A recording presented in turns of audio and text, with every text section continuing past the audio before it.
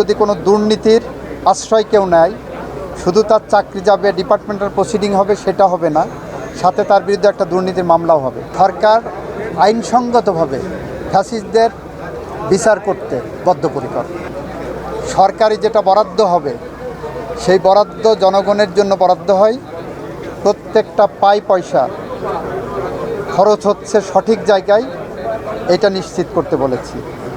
এবং বলেছি যদি কোনো দুর্নীতির আশ্রয় কেউ নেয়, শুধু তার চাকরি যাবে, ডিপার্টমেন্টাল প্রসিডিং হবে সেটা হবে না, সাথে তার বিরুদ্ধে একটা দুর্নীতির মামলাও হবে, এটা বলেছি।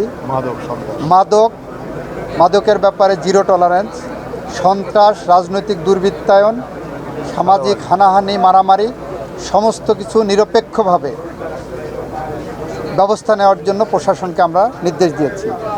কারণ গুটি কয়েক এ ধরনের মিসক্রিয়েন্টের কারণে সরকারের সব ভালো কাজের ভাবমূর্তি নষ্ট হতে পারে না। বাংলাদেশের রক্তের সিঁড়ি বেয়ে ফ্যাসিস্টদের পতন ঘটানো হয়েছে। বাংলাদেশ গণতান্ত্রিক অগ্রযাত্রায় মহাসড়কে উঠেছে। সুতরাং আইনের শাসন, ন্যায় বিচার, মানবাধিকার প্রতিষ্ঠায় আমাদের সরকার বদ্ধপরিকর এবং সেই পথ ধরে আমরা হেঁটে যাব।